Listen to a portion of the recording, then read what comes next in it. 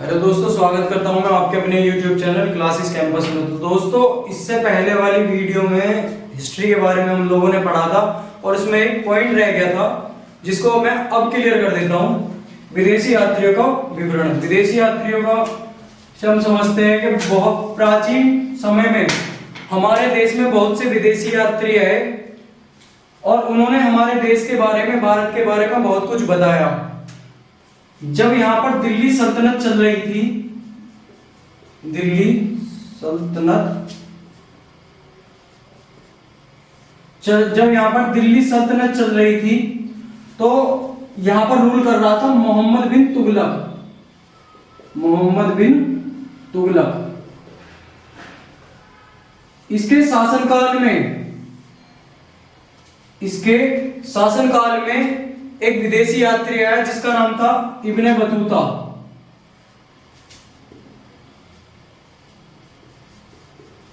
जिसका नाम था इब्ने बतूता। यह अफ्रीका के मोरक्को से आया था और इसकी पुस्तक का नाम था रिहला। उस पुस्तक में इसने भारत के बारे में बहुत कुछ बताया था। ठीक है दोस्तों, दूसरे एग्जांपल की हम लोग बात करें तो गुप्त काल में एक महान शासक हुए जिनका नाम था चंद्रगुप्त द्वितीय।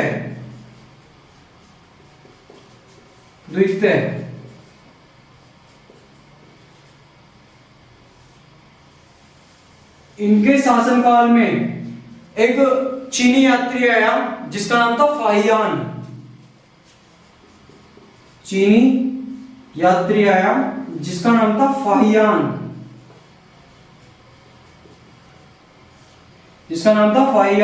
यह 15 वर्ष भारत में रहा और इसने बहुत कुछ भारत के बारे में बताया। तो दोस्तों, अगर हमारे पास पुरातात्विक स्रोत, साहित्यिक स्रोत और विदेशी यात्रियों का विवरण है तो वही कहलाया जाएगा हिस्ट्री। अगर इन तीनों में से हमारे पास एक भी नहीं है तो वो खाली अतीत कहलाया जाएगा। ठीक है दोस्तों, और अतीत को हिस्ट्री नहीं होती। ठीक है दोस्तों, अब बात करेंगे हम मध्यकालीन भारत के बारे में। मध्यकालीन भारत जो कि 712 से 1707 तक हम पढ़ेंगे और इसमें औरंगजेब की मृत्यु हो जाएगी। ये टोटल मुस्लिम शासक है। मध्यकालीन टोटल मुस्लिम शासक है। मुस्लिम शासक है या इसमें मुस्लिम शासक रूल करेंगे। इसे स्टार्ट करने से पहले दोस्तों मैं आप लोगों को एक कहानी सुनाना चाहता हूं। हमारे भारत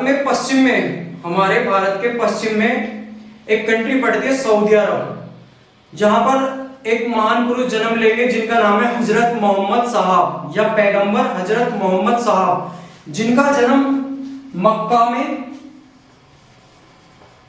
और उनकी मृत्यु मदीना में हुई और आज ये दोनों वर्तमान में ही सऊदी अरब में हैं।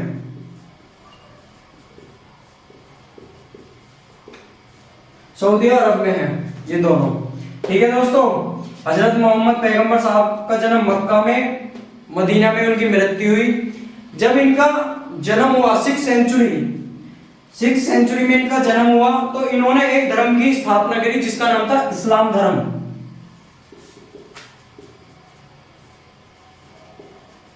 ये जो स्थापना करी थी इन्होंने 7th सेंचुरी में। ठीक है दोस्तों, 6th सेंचुरी में इनका जन्म हुआ, 7th सेंचुरी में इन्होंने इस्लाम धर्म की स्थापना करी। उसके बाद जब इनकी मृत्यु हो गई तो अरब कंट्री से बहुत से मुस्लिम शासकों को, मुस्लिम रूलरों को भेजा गया कि आप इस्लाम धर्म का प्रचार करो। उसमें से ही हमारा भारत या हमारा हिंदुस्तान एक था और जिस पर मोहम्मद बिन कासिम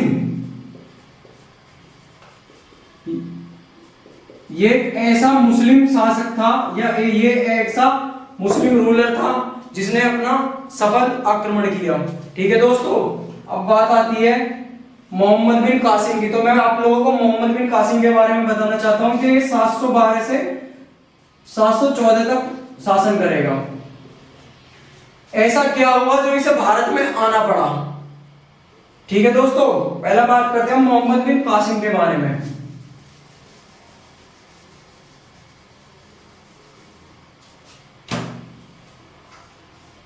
अरब में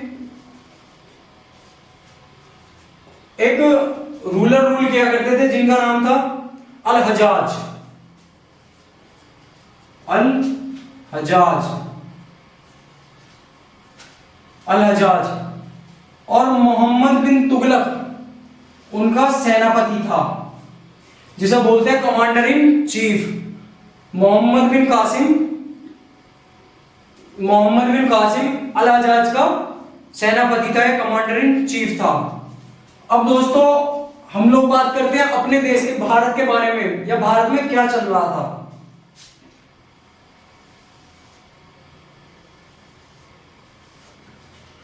दोस्तों ये एक ऐसी जगह है जिसे बोलते हैं, जिसका नाम है सिंध।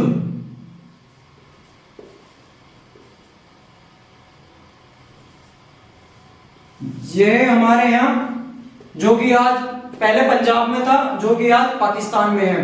दोस्तों हमारे भारत में एंटर करने का एक यही मात्र स्थान था जहां से एंटर किया जा सकता था। ठीक है दोस्तों, सिंध पर, और सिंध की कैपिटल थी देवल। उस टाइमिंग में सिंध की कैपिटल थी देवल, और यहां एक हिंदू शासक जिनका नाम था दाहिर, ये रूल कर रहे थे। ठीक है दोस्तों, और यहां पर एक ये बंदरगाह जिसे बोलते थे देवल बंदरगाह।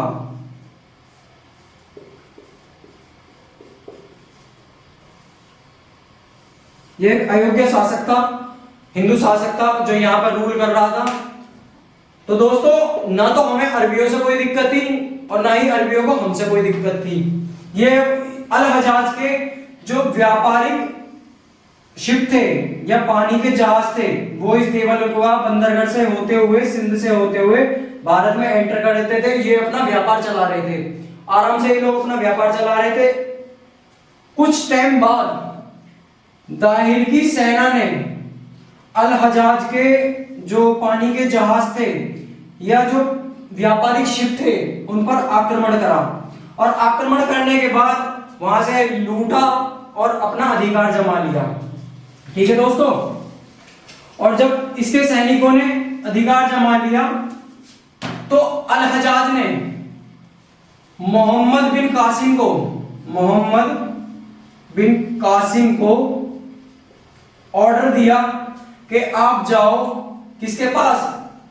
दाहिर के पास, जो हिंदू शासक था। दाहिर के पास जाओ, पूछो कि इसे क्या जरूरत पड़ी थी पंगा लेने की, या क्या जरूरत पड़ी थी आक्रमण करने की, या इसकी सेना को क्या जरूरत पड़ी थी आक्रमण करने की। उस बार अल हजाज का पहली बार ध्यान जो पड़ा वो भारत की तरफ आकर्षित हुआ, या भारत पर पड़ा। उसके बाद 712 ईस्वी में मोहम्मद बिन कासिम भारत आया और इसने आक्रमण करा किस पर? दाहिर पर, और उसकी हत्या कर दी। ठीक है दोस्तों, अब दाहिर की दो पुत्री थी, एक का नाम था सूर्य देवी और एक का नाम था निर्मला देवी। दोस्तों बिल्कुल कहानी की तरह समझो, कोई ज्यादा बड़ी बात नहीं है। ठीक है, अगर आप लोग कहानी की तरह समझोगे तो ज्यादा अच्छी बात है, क्योंकि इसके जो सीन होते हैं वो हमारे दिमाग में फिट हो जाते हैं, और कभी भी हम एग्जाम देने के लिए जाते हैं तो बहुत जल्दी हम लोगों को याद आ जाते हैं। ठीक है दोस्तों, तो आगे चलते हैं। और अगर आपने हमारे चैनल को सब्सक्राइब नहीं किया है तो प्लीज सब्सक्राइब करें, लाइक करें और शेयर करें। ठीक है दोस्तों, तो इसकी दो बेटी थी दाहिर की, सूर्य देवी और निर्मला देवी। इसने मोहम्मद बिन कासिम ने इसकी दोनों पुत्रियों को अगवा किया या किडनैप किया और कहां भिजवा दिया? अल हजाज के पास। क्यों? क्योंकि इसके भी दो पुत्र थे, उनके पास भिजवा दिया। ठीक है दोस्तों, अब हम बात करते हैं आगे की।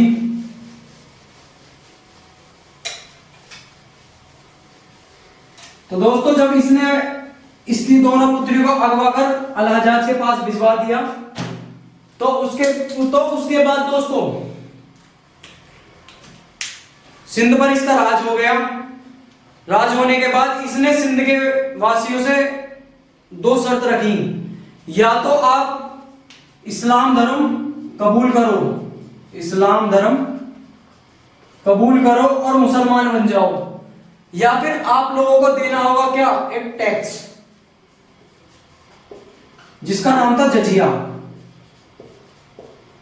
अब दोस्तों बात आई है जजिया की, तो पहले हम क्लियर करेंगे जजिया के बारे में। ये एक ऐसा टैक्स था जो गैर मुस्लिम या काफिरों को देना होता था।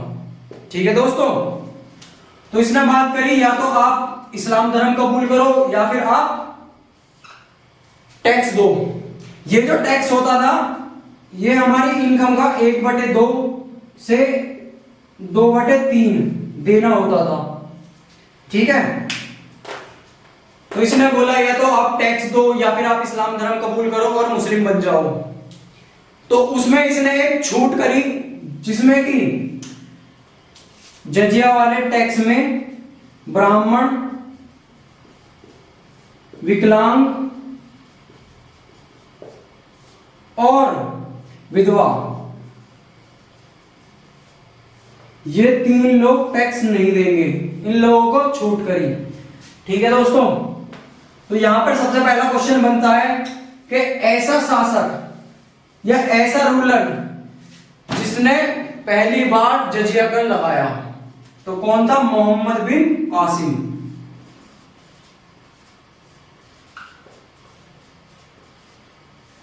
ठीक है दोस्तों, और इसी ने ही सोने के सिक्के चढ़ाए, गोल्डन कॉइन्स चढ़ाए जिन्हें दिरहम कहा जाता था। ठीक है दोस्तों, जिन्हें दिरहम कहा जाता था। और उसके बाद यह 714 ईस्वी में भारत से वापस लौट गया। ठीक है दोस्तों, अगर हमारी वीडियो आप लोगों को पसंद आई हो तो लाइक करें, शेयर करें, कमेंट बॉक्स में बताएं कि हमारी वीडियो कैसी है। थैंक यू दोस्तों।